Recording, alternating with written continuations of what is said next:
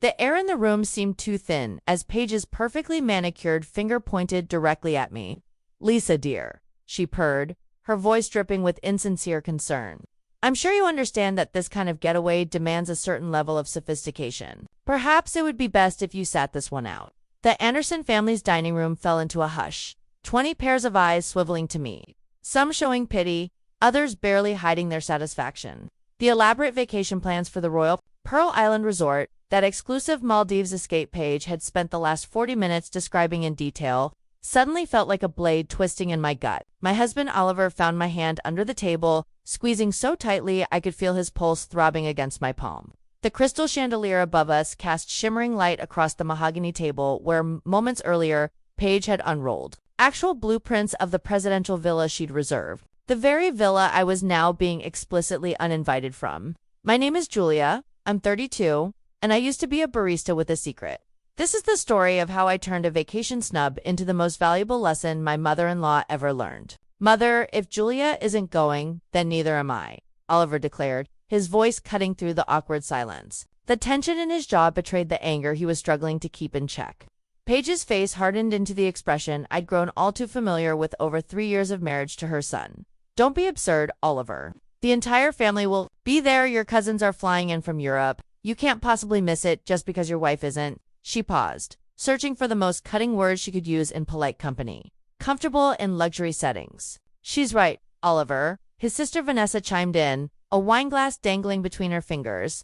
"Julia would feel so out of place. Remember how overwhelmed she looked at the yacht club last summer?" What Vanessa failed to mention was how she'd accidentally spilled champagne on my dress that day, then loudly offered to buy me something more appropriate while the other guests pretended not to listen. I gently touched Oliver's arm.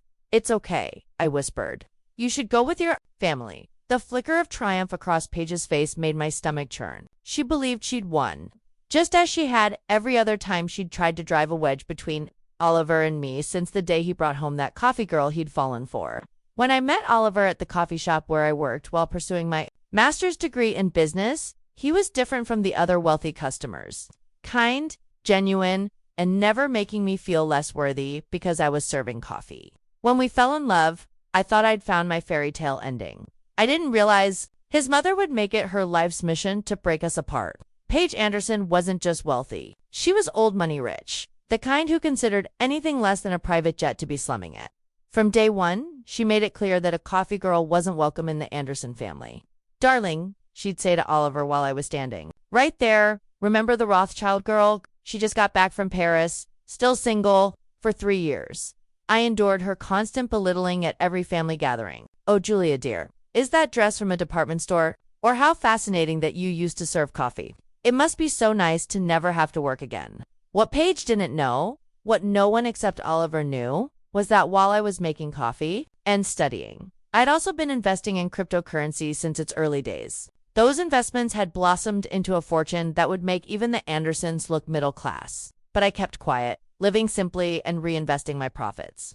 Oliver respected my desire to keep my wealth private, understanding it was the only way to truly know who valued me for myself. As the vacation planning dinner wound down, Paige was practically radiating self-importance. "I've booked the entire Royal Pearl Island Resort for 2 weeks," she repeated for perhaps the 5th time. "Private beaches, personal chefs, helicopter tours, only the best for the Andersons." I smiled and nodded, even as she explicitly excluded me from the guest list.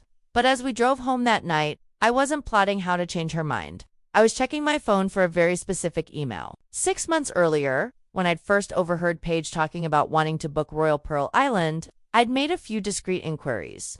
The resort had been struggling financially due to the economic downturn, and its owner was looking for a quiet buyout. Through a series of shell companies, I'd acquired not just the Royal Pearl Resort, but the entire island. I had kept the previous management in place, knowing this day would come. The email I was waiting for arrived just as Oliver turned onto our street. "Acquisition complete. All paperwork finalized. Royal Pearl Island is officially yours." "You're being awfully quiet," Oliver said as we entered our modest home. The kind his family constantly suggested we upgrade from to something more befitting in Anderson. "Just thinking," I replied, unable to suppress a small smile. "I'm so sorry about my mother," he sighed, loosening his tie. "I'll tell her tomorrow that we're both staying home I took his hands in mine. Actually, I think you should go. His eyebrows shot up in surprise. Without you, no way. Trust me, I said, feeling a plan solidify in my mind. I think it's time your mother learned that appearances can be deceiving. The next morning, as the Andersons boarded their private jet to the Maldives, I made another call. It was time to set my plan in motion. Paige had no idea that her perfect vacation was about to teach her an unforgettable lesson about judging people by their backgrounds. While their plane was somewhere over the Indian Ocean, I was making arrangements of my own. My laptop displayed the resort's security feeds, a feature the previous owner had installed that was about to become extremely useful. I had set up a secure connection to the resort system that allowed me to monitor everything remotely from our home office. The Anderson family arrived at Royal Pearl Island Resort late that afternoon. I watched through the cameras as Paige led the group across pristine white sand beaches toward the luxury villas. She was already envisioning how she'd share this exclusive experience on social media to make her society friends envious. "Welcome to Royal Pearl Island," the resort manager, James, greeted them with the knowing smile I'd briefed him on. "We've been expecting you." Paige beamed. "Everything looks perfect. I assume the presidential villa is ready for me." "About that," James replied, checking his tablet with practiced concern. "There seems to be a slight change in arrangements. The owner is currently using the presidential villa." Paige's perfectly maintained face crumpled in confusion. "That's impossible. I specifically booked the entire island.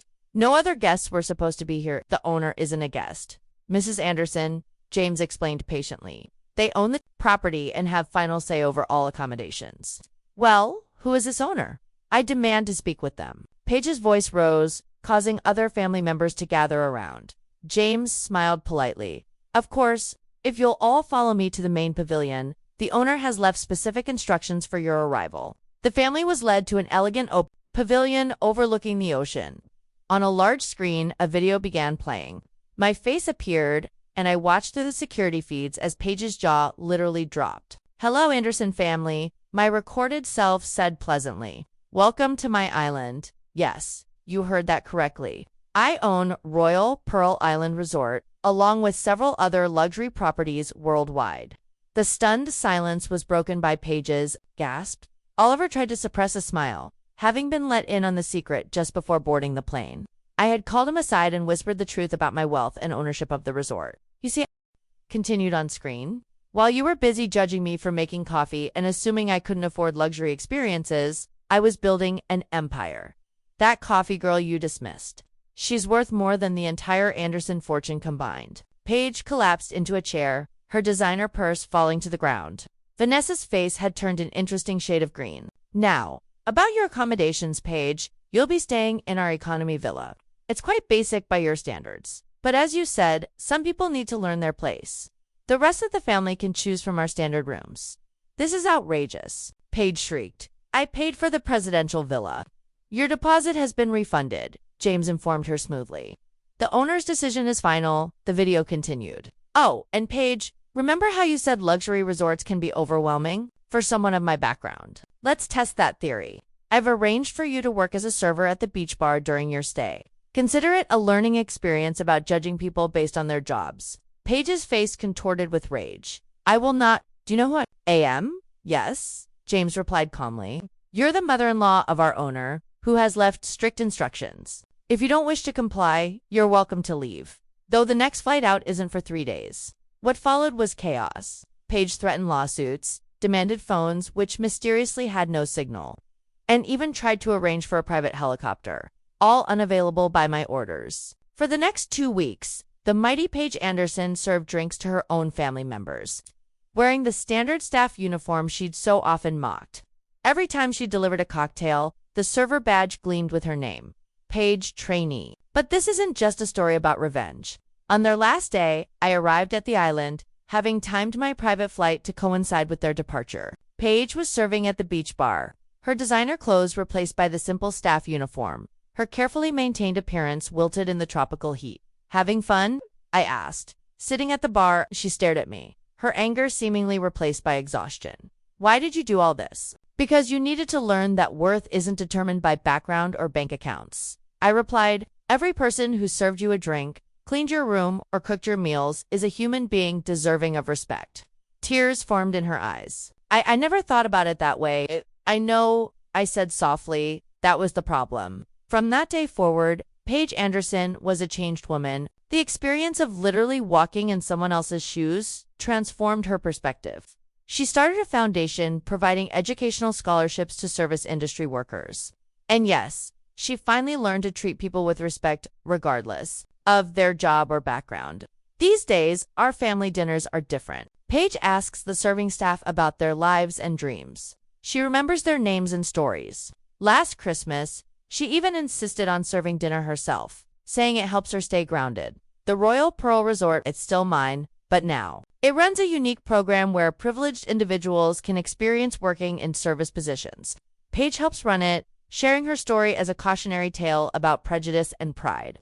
As for Oliver and me, we still enjoy our morning coffee at the same shop where we met. Sometimes Paige joins us, chatting easily with the baristas she once would have ignored. She's learned that true character isn't about how you treat your equals.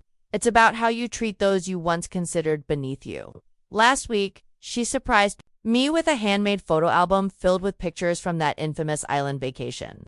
On the final page, she'd written, "Thank you for teaching me that the best view of life comes from getting off your high horse." I keep that album in my office at the resort. A reminder that sometimes the greatest luxury isn't about thread counts or private jets. It's about the ability to see the worth in every person you meet. And Paige, she still works one shift a month at the beach bar. She says it keeps her humble.